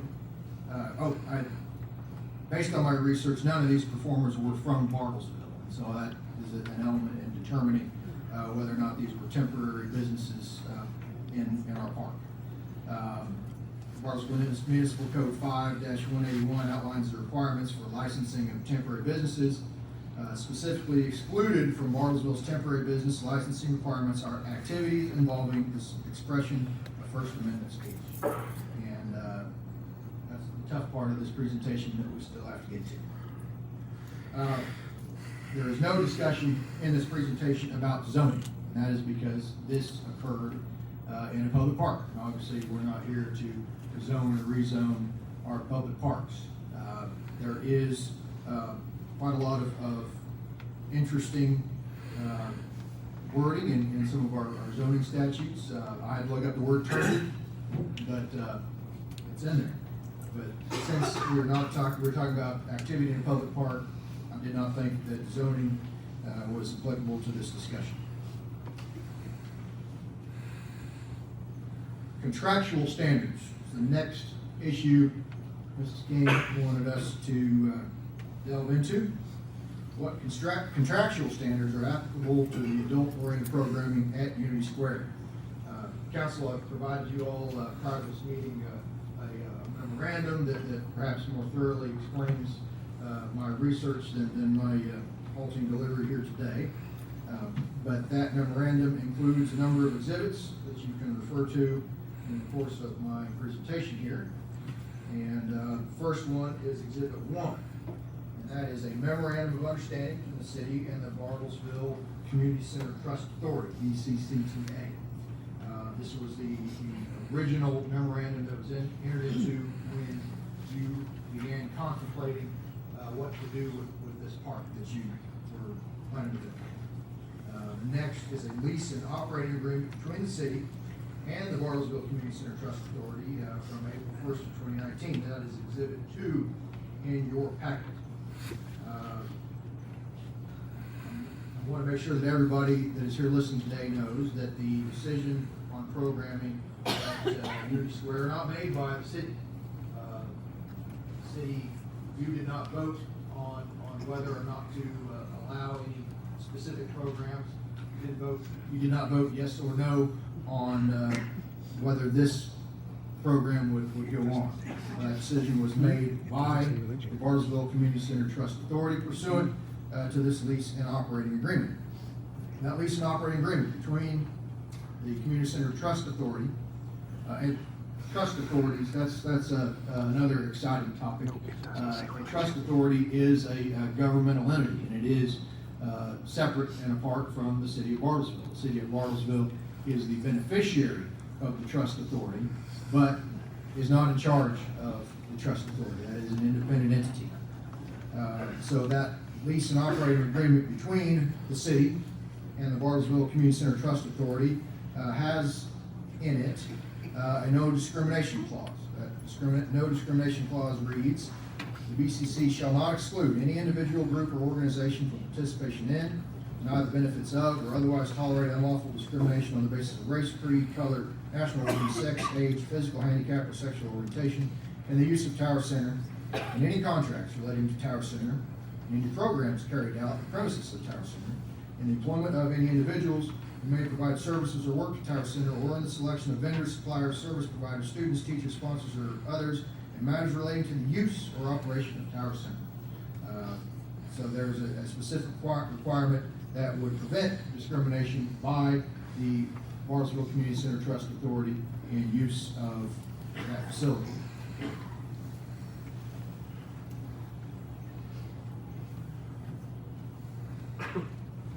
Next exhibit to bring to your attention would be Exhibit 3 to your memorandum.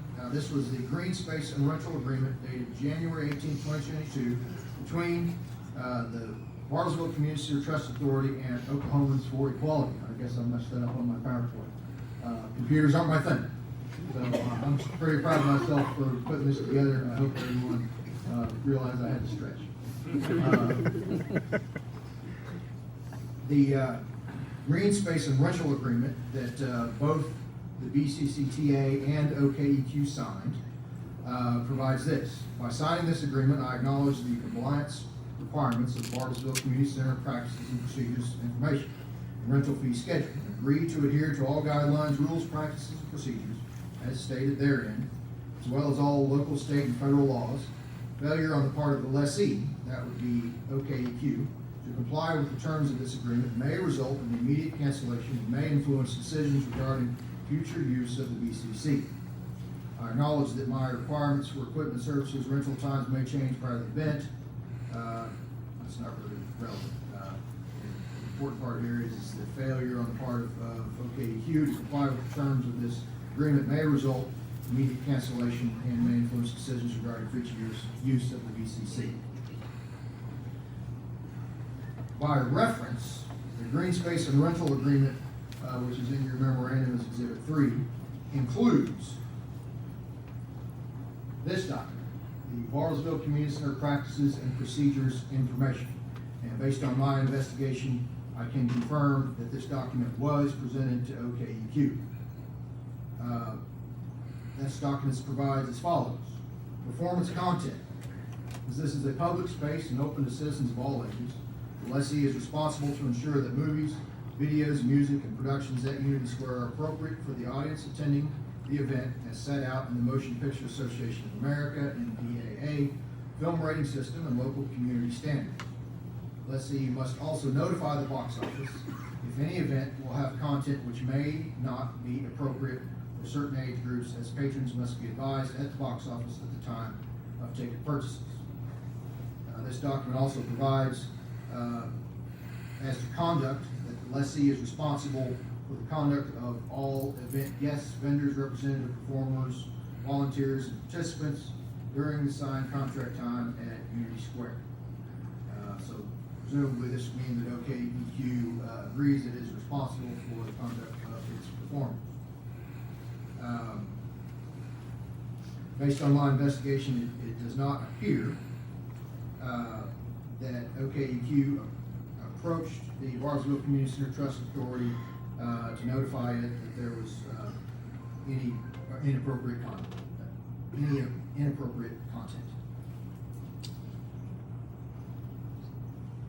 Next, this is the meat of the discussion, and I hope I am up to describing to you the state of what must be the most complicated part of American jurisprudence. You might as well have asked me to describe to you the basics of quantum mechanics. This is an area that the Supreme Court has struggled with for many, many years, but I will do my best, so bear with me. The question here is what actions can and cannot be taken by the City Council to prohibit adult-oriented entertainment in public spaces. Your authority as a municipality is based on inherent police powers. Municipalities have inherent authority to regulate health, welfare, and morality in pursuit of common good and public welfare. The police power stems from British common law and is protected by the 10th Amendment to the United States Constitution, which provides that power is not delegated to the United States by the Constitution, nor prohibited by it to the states, are reserved to the states respectively and to the people. Of course, that power is limited by the First Amendment to the United States Constitution, which binds both the power of the federal government, states, and of course our municipality.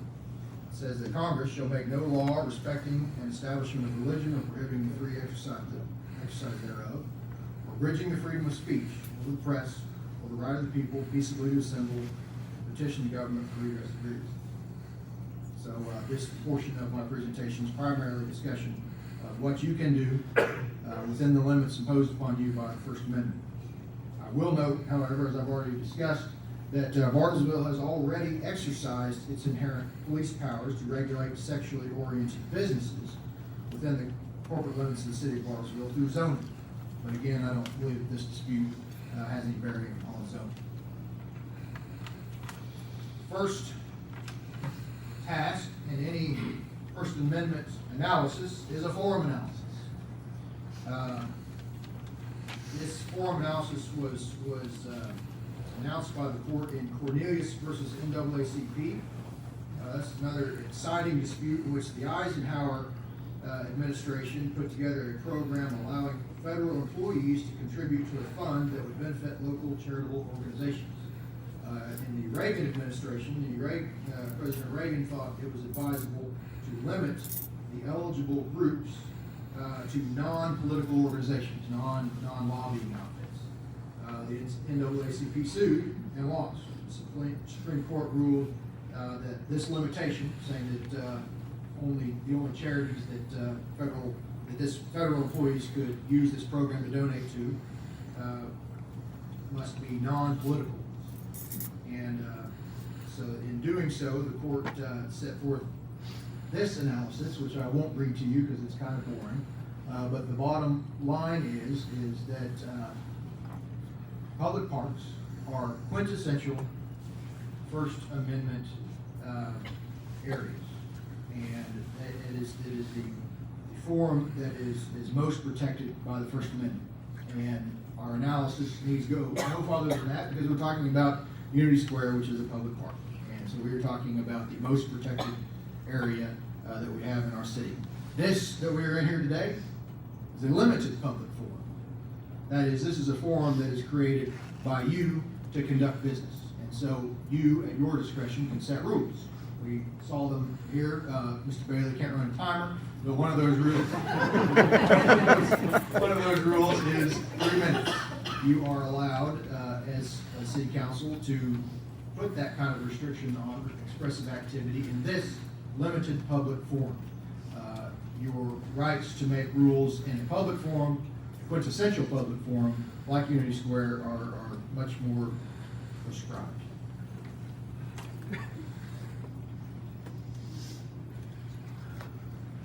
You might have run, if you've looked into this at all, you might have run into discussions of reasonable time, place, and manner restrictions. The seminal case on that is Ward versus Rock against racism. In that case, New York City officials adopted regulations to control noise amplification at an amphitheater in Central Park. I guess they were really rocking against racism, and it was loud, and people complained. Rock Against Racism argued that the regulation was an impermissible restriction on their freedom of speech, and they lost. The Supreme Court ruled that the regulation on how they could have their music was content neutral and thus permissible. Time, place, manner restriction. The test, three-prong test outlined in Ward versus Rock Against Racism was the regulation must be content neutral, must be narrowly tailored to serve significant government interest, and it must leave open ample alternative channels for communicating the speaker's message.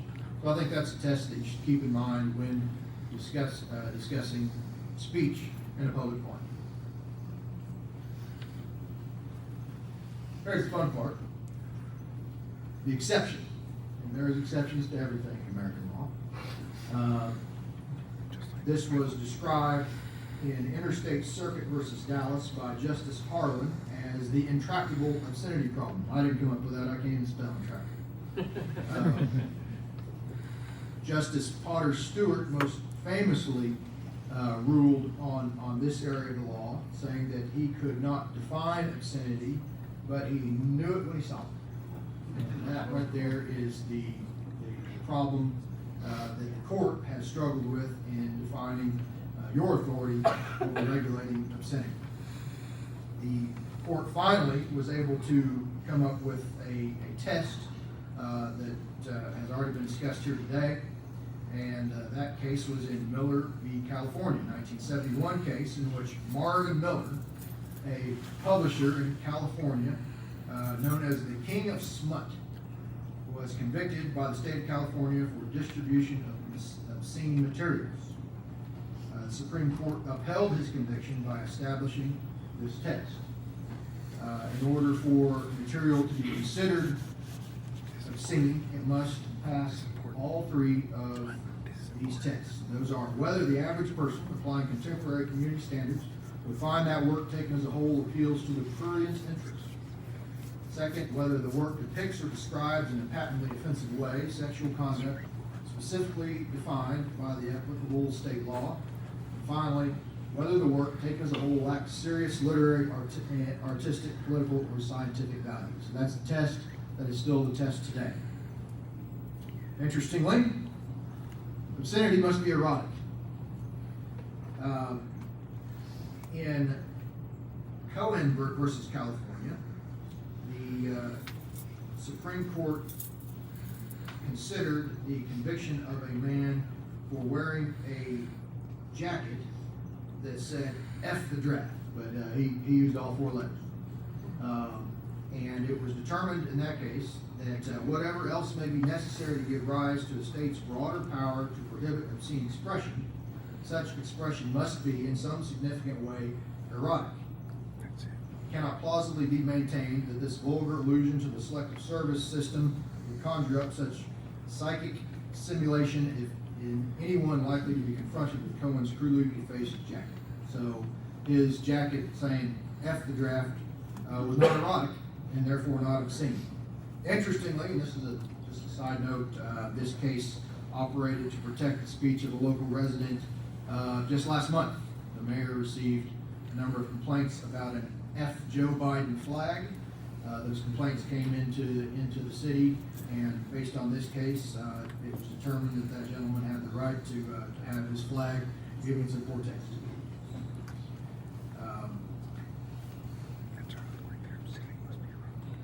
So this brings us to community standards. There's been a lot of discussion about what are community standards. We go back to this Miller test that we've already discussed. That test is this. Does the speech appeal to the prurient interest? Does the speech depict or describe in a patently offensive way sexual conduct defined by applicable state law? Finally, does the speech lack serious literary, artistic, political, and scientific value? The question of community standards applies to the first of those two inquiries. And the Supreme Court had some interesting discussion in the Miller case about how to apply community standards in a given case. I'll read those because I think it's important. It is neither realistic nor constitutionally sound to read the First Amendment as requiring that people of Maine or Mississippi accept public depiction of conduct found tolerable in Las Vegas or New York City. People in different states vary in their tastes and attitudes, and their diversity is not to be strangled by the absolutism of imposed uniformity. The court went on to rule that the primary concern with requiring a jury to apply the standard of the average person applying contemporary community standards is to be certain that, so far as material is not aimed at a deviant group, it will be judged by its impact on an average person, rather than a particularly susceptible person, sensitive person, or indeed a totally insensitive person. So, since there's been so much discussion about community standards is not a document. There is no document within the possession of the city of Bartlesville that has a title community standards. It doesn't exist. What we do have is a lot of different contracts with labor unions, rules for use of public parks, documents that describe conduct that we find acceptable or unacceptable for our public employees or for use of parks, etc. None of them have a label on them that says this is a community standard. That's not how this works. You'll notice that in that second quotation there from the Miller case that we are talking about a standard to be applied by a jury, a finder of fact in a lawsuit. So when a municipality is sued for implementation of an ordinance that is challenged, or when a defense attorney defends his client that has been charged with a crime under an ordinance like this, the defense attorney, the attorneys will present evidence to the jury on what they think the community standards in that particular community might be, and the jury makes the decision. It's not a document that you're going to find in the city of Bartlesville. Probably the most interesting and famous of these is the case of Larry Peterman and the Provo Marriott. Provo, Utah charged, or I should say Utah County, Utah, charged Mr. Larry Peterman back in 1999 with 15 counts of obscenity for distributing obscene materials from his porn shop in Provo, Utah. And having a clever defense attorney, Mr. Peterman had hired somebody with thinking a little bit outside the box, and that attorney subpoenaed the records of the Marriott that was across the parking lot from this porn shop, and found that the use of pay-per-view pornography in that Marriott Provo, Utah was not only very high, it was among the highest in the whole Marriott system. This was before internet porn. This was 1999, and it was determined that people came to that shopping center and stayed in that Marriott and consumed a whole lot of pornography. And the jury found that that was the community standard in Provo, Utah, and this man quit. So,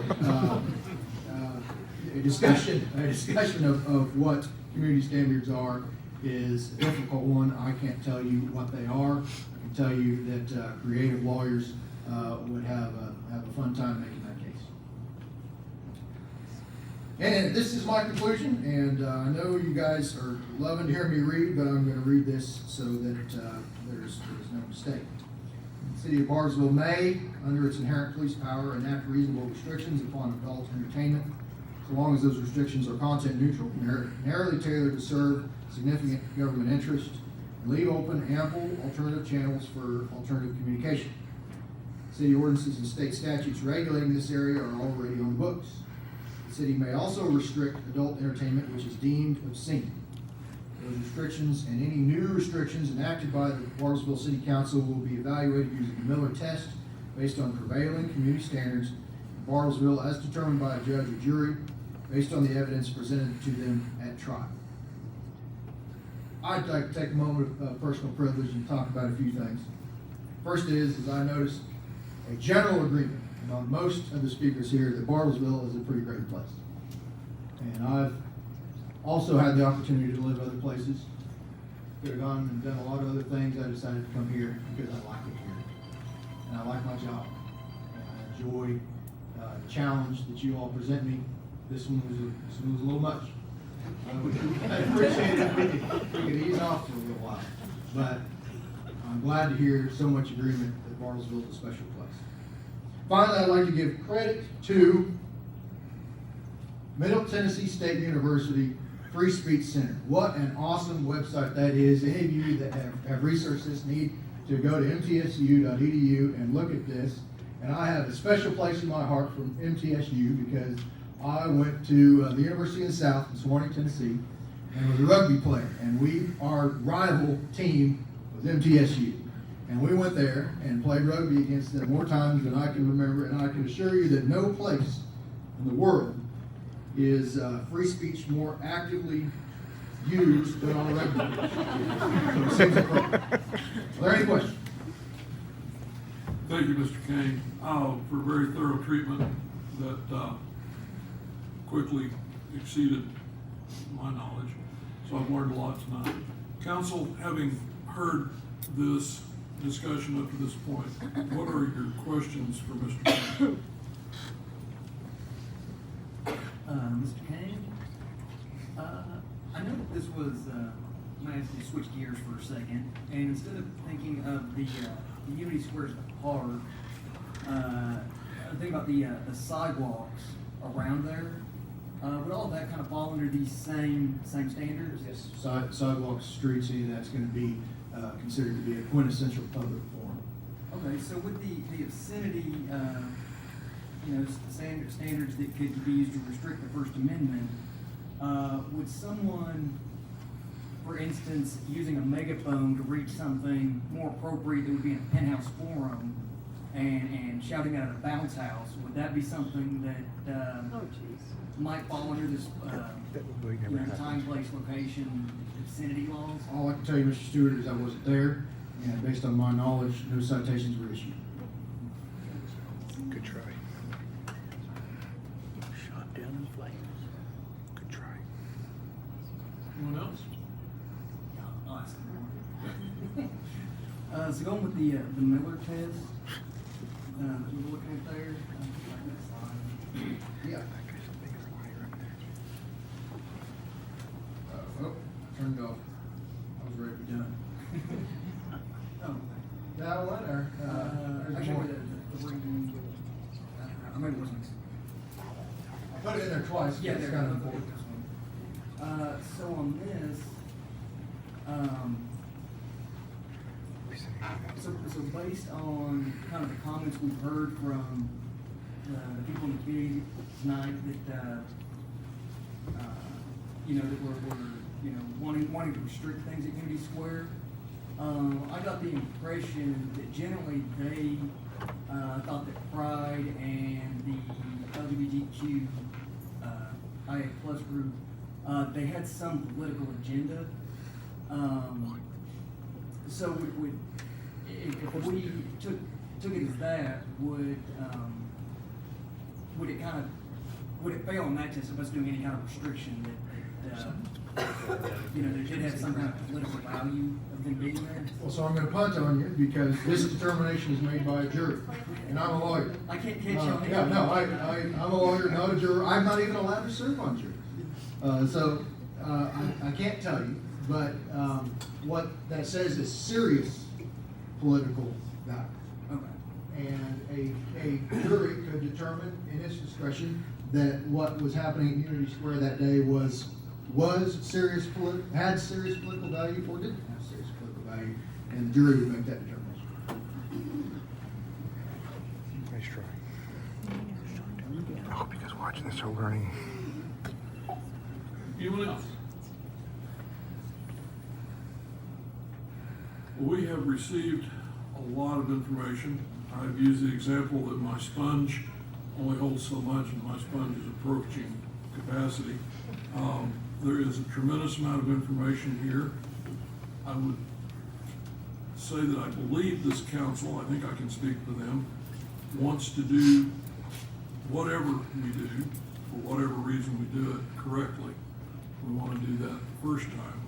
I would prefer to get things right. It's called being deliberative. I think that being deliberate in deliberations is something that has proven time and again to be worthwhile. Mr. Kane, it comes to my mind, I'm just floating ideas, counsel. I made notes here as we were listening to this.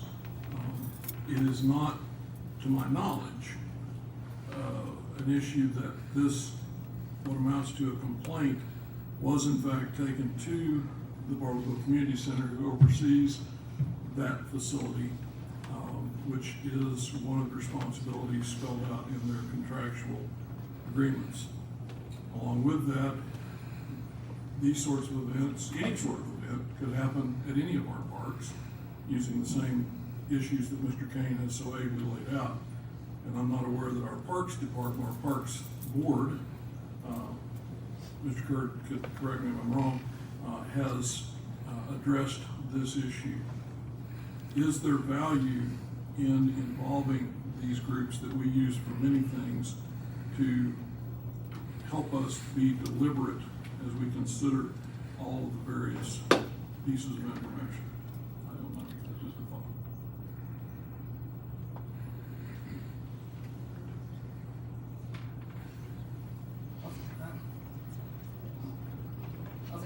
I don't know if you heard, but I just think based on the comments that we got tonight from people wanting to do more restrictions and the discussion of constitutional duties and oaths and things like that, I think that shows that this has serious political value, and that at some point it's going to come back that there's really no more restrictions that we can put in place. Well, I would agree with you. It's going to come back to this council. My question is there value in expanding the discussion to see what a broader section of responsible groups believe?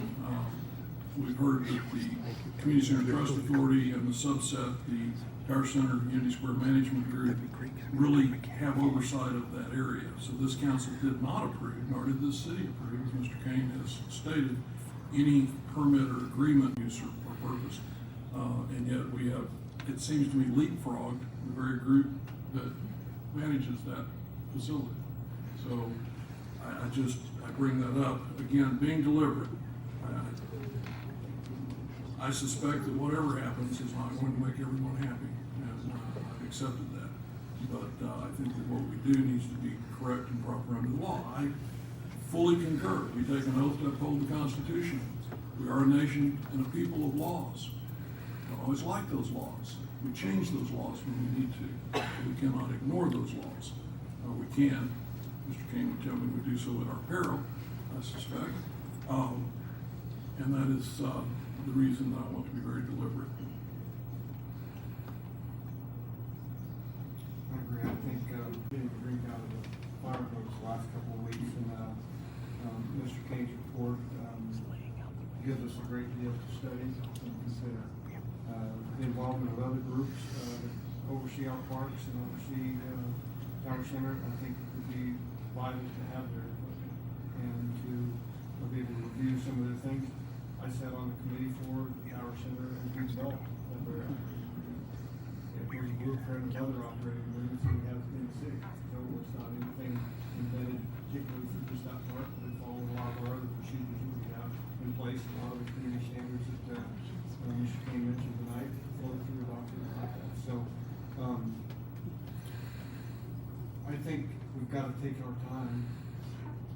I don't know what the rush would be to rush to judgment immediately and put forth recommendations or not recommendations before we have some more time to deliberate over the information that we've given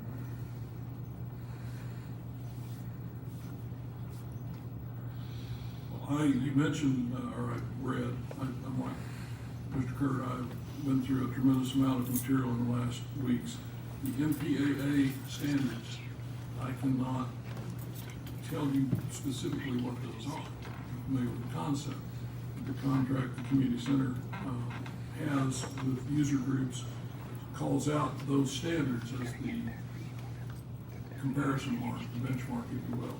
I'm not familiar with those. I think we need to look at that and see if that is an appropriate standard. What is that standard? So I think there's a lot more questions that have to be answered. I know people are frustrated. It doesn't matter across the spectrum. Everybody wants an answer and they want it yesterday. But I don't know that that's either possible or wise. Council, this is a discussion item. It is not an item for action. But I would value your thoughts on the path forward. Mr. Mayor, I would suggest them probably changing the MMPA standards because the MMPA, they don't actually have standards. There's a documentary on it called "The Film's Not Yet Rated," and essentially it covers how they do it. A group of about 5 people watch the movie, and then they talk about it afterwards and decide what rating it is. Thank you, Mr. Stewart. That's a piece of information I do not have. So it's that sort of input that can prove valuable. My goal is to improve whatever we do, whether it's streets or this issue or whatever, that we improve. And I think we only do that when we do it carefully and with great thought. Anyone else? Mr. Kane, I thank you for taking on a large task. We were swapping emails yesterday, so I know you were working yesterday. As we were all preparing for this. I appreciate each one who has come out. I assume that most of you are not here for the boring part.